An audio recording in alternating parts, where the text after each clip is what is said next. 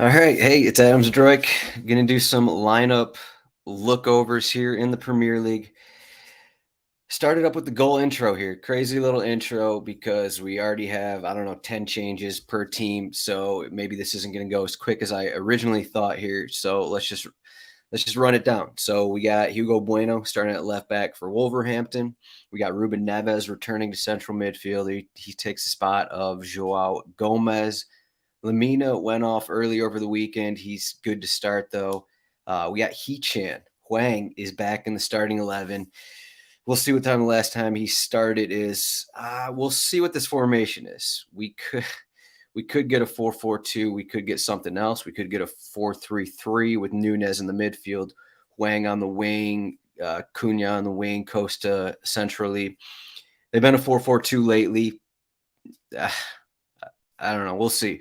We'll see. Not entirely sure how many times Huang has played actually under Lopetegui. So in terms of starts, I'll say it's a 4-4-2.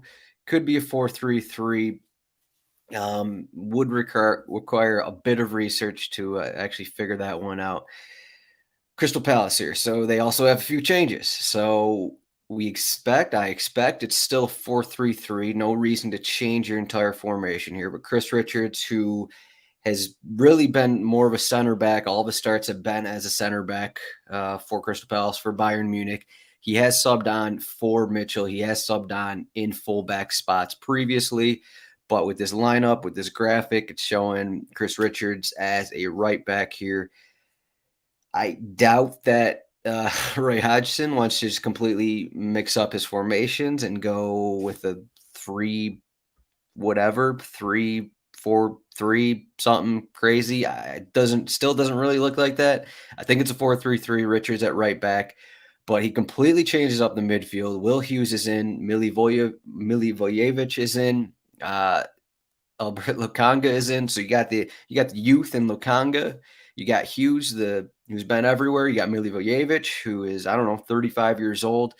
And then Eze, instead of playing that midfielder role, he's up. I believe he's going to be on the left wing, Olise on the right, and then Ayew as the central forward. So that's a lot of stuff here.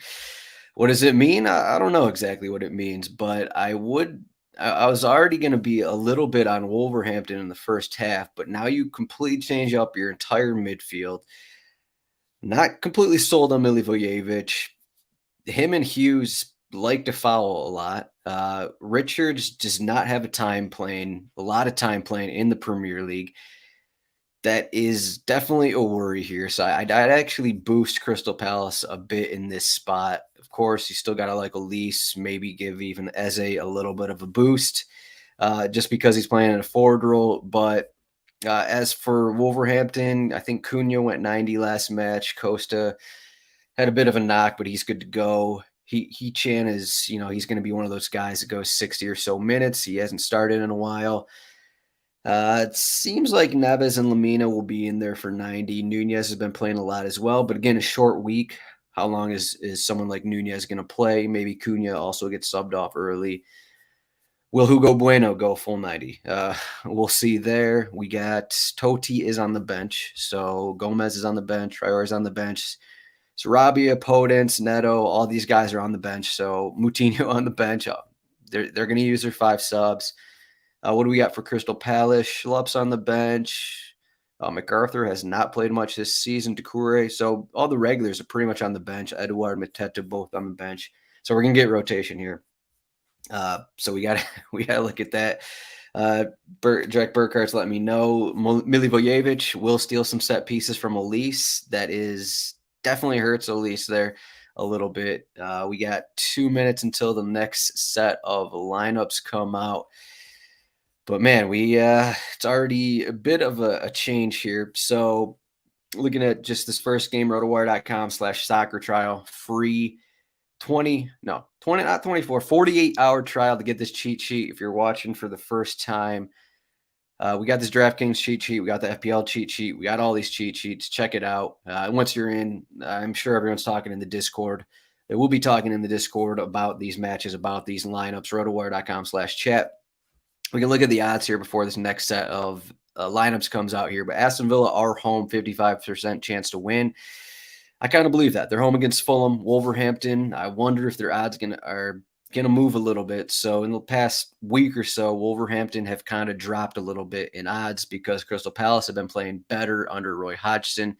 But right now, I'll refresh it here just to double check here, but we'll see. I assume some of these odds are going to change in the next hour, 45 minutes. But Wolverhampton about 40% chance to win, about even with Leeds, who are right there at 39% chance.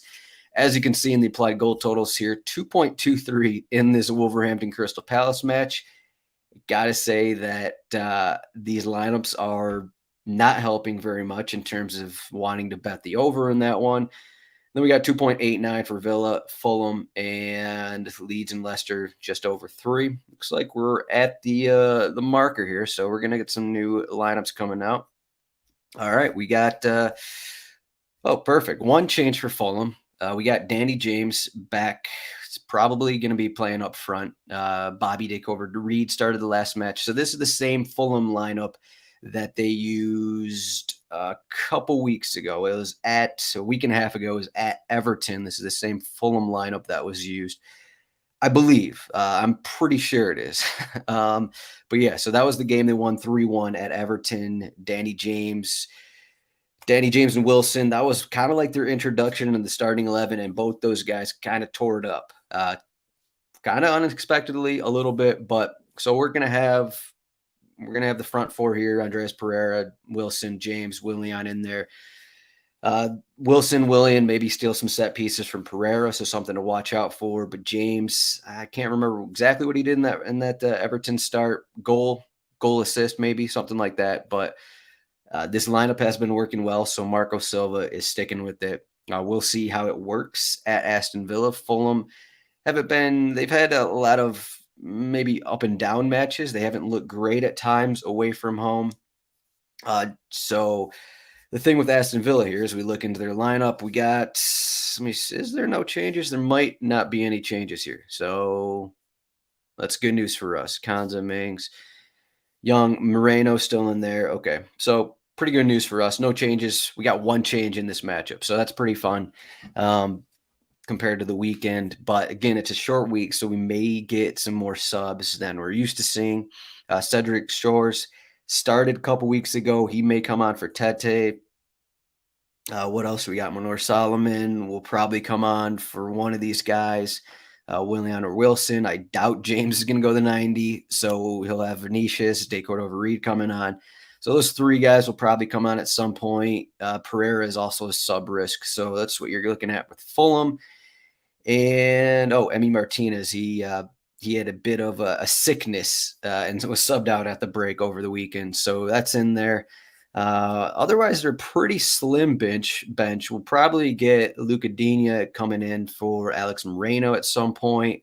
Bertrand Traore will probably come in at some point as well. But otherwise, Villa don't have a ton of a bench. I mean, you're looking at some of these guys. I'm not even sure I've heard of Revon or O'Reilly. John Duran, Chicago Fire guy, he'll probably come on at some point. Again, it's a short week. He's already played off the bench a couple times. Not sure about Callum Chambers, but that's what we got for this matchup. Let's go back to the cheat sheet here. We'll see if the odds change a little bit, but I do think that we're going to get I feel like, it kind of shows it in the odds. The implied goal total for Aston Villa is 1.82. Leeds is next highest, 1.58. We'll see how Fulham want to play this, and we'll see what this Aston Villa Unai Emery team looks like. So a couple weeks ago, Aston Villa home against Newcastle. I've been saying this, but I think it was their best match of the season. They controlled the game. They had 60% possession against Newcastle, got 3 goals. They were just dominant. Are they gonna do that again? Are they gonna keep doing that in their home games? If that happens, I think this is a spot where Ollie Watkins can again have a massive match. We'll see what Fulham will look like. They've had times when they're allowing tons of goals. Their games away from home are back and forth kind of a thing. And if that happens, this could be a 3-2, 3-1 type of match. The other side of that, Villa have had some not great results, I guess is what I'll say. They've been had some lower scoring games. It was only a little bit ago. I think they're home against Nottingham Forest. Disappointed a little bit. I still think they won 1-0, 2-0, but it just wasn't really there for them overall in terms of possession, in terms of getting opportunities. So we'll see how they come out here on a short week, but not as much rotation in those games. Let's just click into some of these guys here. Chris Richards, as I said, playing just a bunch of center back, but maybe crazier is he hasn't played since February. Now he's getting a start at Wolverhampton. His prior starts have been at center back. I know earlier in the season he was coming on, and then he got injured. He was coming on at fullback. So I think that's the thought here is he's probably going to be the right back. We could look at the Opta formations. I'm not sure how much it's actually going to help here, but what do we got? I mean, they're saying a 4-4-2, 4-3-3. Okay, so it looks like Opta's correct here in what they're saying. They got Hee-Chan on the wing here, Nunez on the wing, and then the 4-4-2. Okay, so that's fine. That's fine. We'll accept that. Otherwise, I do think. Let me look at some bets here. So I plugged in. Looks like the odds are changing a little bit here, but I plugged in some bets, and the odds have been going up and down throughout the day. I lost a little bit of value, but I think, what do we got? The implied total is 2.89 for this Aston Villa match. For Wolverhampton, given this Crystal Palace lineup, and Wolverhampton at home coming off a loss against Leicester, I think Wolverhampton are kind of going to attack things from the start.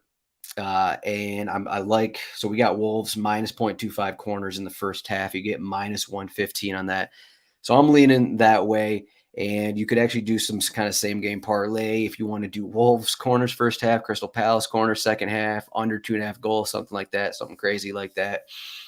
And then the corners betting in Villa Fulham is a little different, but I'm kind of leaning on the up and down kind of match between those teams. Wouldn't be surprising if all these games were under 2.5 goals, but a short week. So we'll kind of see what happens with that. As we get into some DFS here, we got 9 minutes for the next one. Let's look at some lineup stuff here. I'm not sure how much these lineup changes mean for DFS. All right, so in terms of that, Milivojevic has kind of taken away a bit of a floor. He might take away a bit of a floor from Elise. We'll see there. Let's click into his profile and figure this out. Actually, we got some time here. So, we could see a start earlier in the season at Arsenal. He hasn't taken a ton of corners off the bench. Let's just dive into this one, see what the actual lineup was. Elise did start. He did get a couple corners. So I will say that is a worry for that spot there. As for Wolverhampton, well, Hugo Bueno hasn't played in a while, but he has taken corners in the past. I believe this March and February matches were under Lopetegui, in which he took some corners. So you got to think that he will be on some then. Otherwise, what else are we looking at? Nunez might be on some. So Moutinho, Sarabia is out. Neves, I don't think he takes corners, but he will be on some free kicks. So it's going to be Neves, Bueno, and Nunez up there for set pieces. And I think there's a chance it could be like Wolverhampton, 5 corners in the first half if you want to take that route. You could look at some of those guys. Let's see what some of their prices are. Cunha's pretty cheap at 6,300. I could argue with that. Hee-Chan 4,300. So you got a bunch of cheap guys. Hee-Chan is 60, 65 minutes. Costa 60, 65 minutes. 4,600. Neves is back in the starting 11. 5,500. I would like Neves a little more. If he was like in the sub 5K range, in the Nunez rate in the range here. Matheus Nunez, at least 81 minutes in his last 4 starts with possible set pieces here. So you got to like that at 4,900. Hugo Bueno is 4,700, but as usual, do we know if he's going to play 90? Do we know if he's going to be subbed off at halftime? No, we don't know. So that's a risk in playing someone like Bueno. As for Crystal Palace, Do you want to play Milivojevic at 3K? Go for it. He could play. He'll probably play 60 minutes. Hughes will probably get a yellow card. Lukanka, all these guys are 3K here. IU maybe playing as a central striker. I think that kind of. I mean, I do think those guys move around a lot, but IU playing on the wing has been better when you're crossing into a guy like Eduard. We can see in IU's numbers. He has a few crosses the last few games. So I wonder if he's in this central striker role that's going to take away some of his floor. So something to keep an eye on, 7,200 as a 8,500. Otherwise, I mean, I guess you could look at Richards if you want at 2,800. That's not the worst thing you can do. We just don't have a ton of information here on him playing fullback. So that is just the kind of the main thing there in terms of that. Otherwise, again, no changes. Moreno's 5,600. So you also have the threat of being subbed off early. Do you want to play him at 5,600? Maybe in tournaments, you can always take a chance. I mean, that's always with this position here. This is the left back position for Villa. He got an assist. He tore it up against Newcastle. Got the 17 points at DraftKings. 5,600. Is it worth it? I don't know. We'll see. In terms of bets, we could mess around a little bit with the Aston Villa Fulham game. You could get crazy over 4.5 goals. Bet over 4.5 corners first half. Bet Watkins to score. Harry Wilson's been on fire. Maybe bet him to score. Just do a bunch of crazy things if you think this is going to be a 3-2 kind of match, 4-2 even. Again, I do think all these matches are in play to be lower scoring, but I think this Villa-Fulham match is most likely to jump off for the most goals. I know a lot of people are going to say that about Leeds-Leicester. You can see that 3.02 in the implied goal total. We'll see how these lineups look. I think I'll have a better idea of how I want to bet that one, how I want to attack it once these lineups come out. But what was I looking at? As kind of a I don't know if I want to say throwaway bet, but I was looking at Fulham plus 0.5 corners in the first half. This is just off the basis that Aston Villa do not play the same way they did against Newcastle about a week and a half ago, and they play a little bit like themselves a little bit. Usually they are a team that dominate possession and get a ton of corners. So I'm just kind of taking a chance on that one. I think I'm going to grab it. Fulham plus 0.5 corners in the first half. That's about minus 115. All these odds I get from DraftKings. All the odds on this page are also from DraftKings. All right, let me get some water here, and then we got a couple minutes before we get the final lineup set here. All right, so as you can see in set pieces, I mean, maybe there's a chance there's 10 corners for Aston Villa, and then you're getting a bigger floor from McGinn, who has been kind of splitting some set pieces with Luis lately. So that's something to keep in mind. Seems he's very cheap here, McGinn is, and it's as they're using the same formation, which is basically a 4-2-3-1. You can see here on his game logs, he's playing as an attacking midfielder. 4 shots, lost a couple matches, 7 crosses.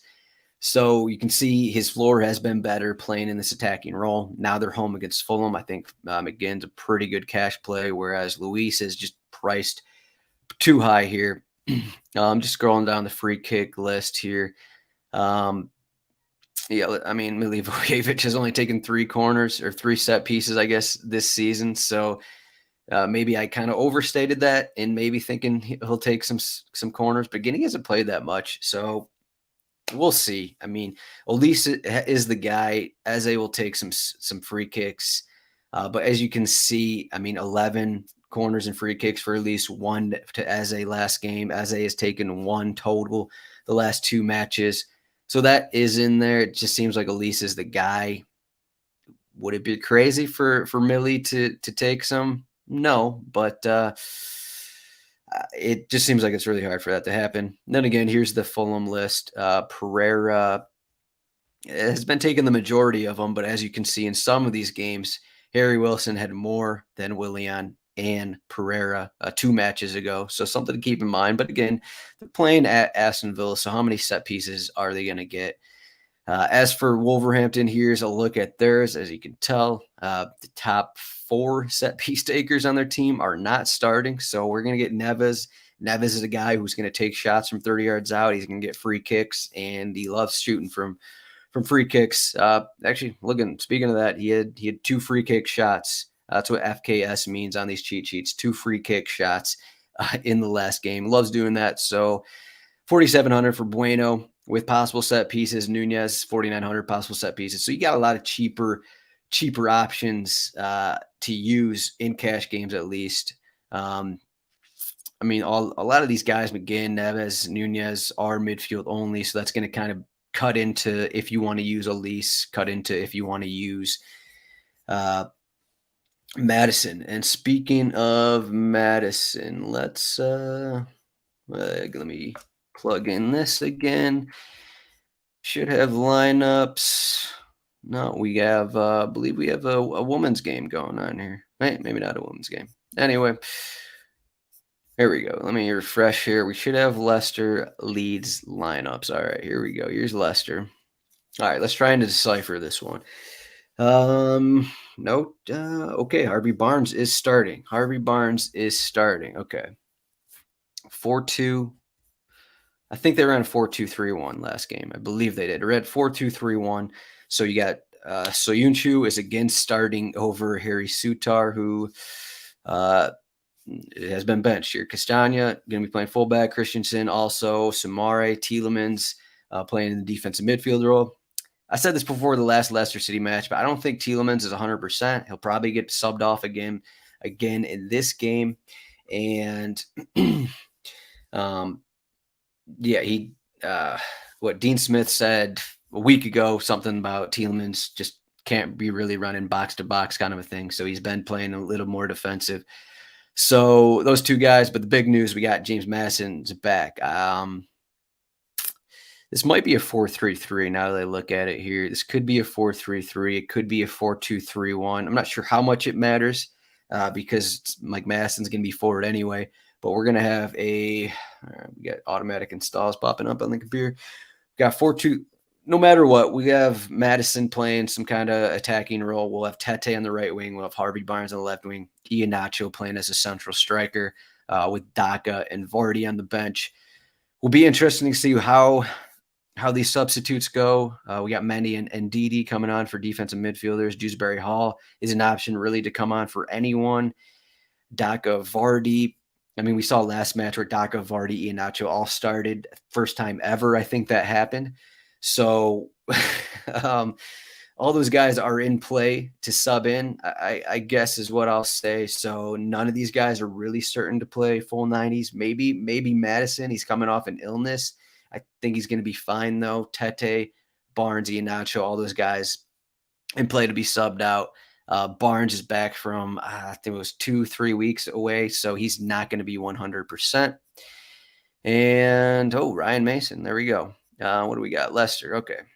We got Luke Ayling is back in the squad. We got a Junior Firpo sighting here at left back. So this looks familiar to a back line that we've seen previously, or maybe even during their 11 goals allowed a couple weeks ago. So Cooper, Robin Cox, central backs. We got Mark Roca, Weston McKennie, and Bamford's back in the starting 11. We got Bamford and Rodrigo starting together. Okay, so this means Brendan Aronson is not starting. We got Nantu, Somerville, Aronson on the bench. Okay, Pascal Strike also moved to the bench as well. So, okay, 4-2-3-1. Probably they list their formation strange. So you got fullbacks, center backs, defensive midfielders. So I think this is going to be Rodrigo, attacking midfielder. You got Bamford as the forward, and then you're going to have Harrison and Sinisterra on the wings. So again, we've seen this before, so not too surprising. Okay, so let's go back here, and there are not a ton of changes really for Leeds and Leicester. As you can see, this projection here, it's slowly coming in. But the main thing here is Harvey Barnes. Let me click into his profile. Coming back from a hamstring injury, he's back in training, should be in the squad as long as he had no after effects in training, according to Dean Smith. So Barnes injured his hamstring April 8th. It's now April 25th. So it's been a couple weeks. It's been a little over a couple weeks. Don't think he's going to be ready for 90. Okay. So I'll say that. But yeah, so let me just look through the prices a little bit here. The odds haven't really changed too much. I feel like maybe Aston Villa win percentage might be dropping a little bit, but it doesn't seem like to be changing too much. Okay, let's look at some of these prices. Let me pull up lineups. As for my overall thoughts in that game, I don't think a ton changes. I mean, we just get a couple minor things, not a massive change for the Leeds back line, but we got Gino Firpo for, this is for DFS at DraftKings. Gino Firpo, left back, 4K, whatever. Ailing always seems to have a good floor. He's 5.8K home against Leicester. If you want to spend up at defender, why not? Castagna, Christensen, both in that sub 5K range. Sinistera, 8.6K is extreme. Harrison, 8.1K also feels extreme. Rodrigo seems like a great tournament play here. I wonder, well, he hasn't gone more than 66 minutes in the last couple starts, so that is worrying. Basically, all these Leeds guys are in play to be subbed off. So that's usually the worry with those guys. Madison's 8,700, Roca 6,200. Otherwise, I don't think there's a big change here for set pieces. Let's just look at this lead situation. So it's going to be Harrison and Roca, no Aronson. So there's no Aronson. I guess that maybe that's a boost for Jack Harrison, or it could be even more corners for Mark Roca. So that may be a slight boost for those guys if you're considering Roca in cash games, Harrison in tournaments, kind of a thing. Leicester, we got James Madison playing, so he'll probably take the majority of them, not coming off a muscle injury or anything like that. So I doubt that his illness isn't going to affect set pieces. Tete's 5,600, Rodrigo, I already mentioned. Iheanacho, bit expensive, 8K, but a lot of people think there are going to be goals in that game, and that's fine. The main thing I want to think about that match, it's a can't lose matchup. They're both fighting. These teams are fighting at the bottom of the table. And all right, let me read some comments here before taking off. I got to put some lineups together. What do you use to see formations, and is it accurate? I use my brain. We look at to find formations. I look at the Premier League Twitter lists, which I had to pull up. That's you can find that on RotoWire Soccer on Twitter, and then I just based off history of these teams, based off knowledge of these teams, and most of the time these teams will list their formation out in their graphic. Can't see many goals in Wolves against Palace. Luca M always picks up a booking and will get booked. Okay, agree. Got Mo Hendy here. Tell me honesty, is it Dan James season? Dan James. No one's going to have him. Dan James at Aston Villa. I think Villa are in play to allow some goals. They have been better defensively under Emery, so that is the worry. But 6.4K, Dan James, goal and assist. I guess I was right in saying that earlier, but that's all I got here. Thanks for watching this. RotoWire.com/soccer trial, free 48-hour trial. Good luck on these matches. I'll land in some predictions here. Let's just go 1-1 Wolves Crystal Palace, 2-1 Aston Villa Fulham, 1-1 Leeds Leicester. That's all I got. You can find me at Zdroik on Twitter. Also, check us out in the Discord, rotowire.com/chat. We'll be there in the next couple hours.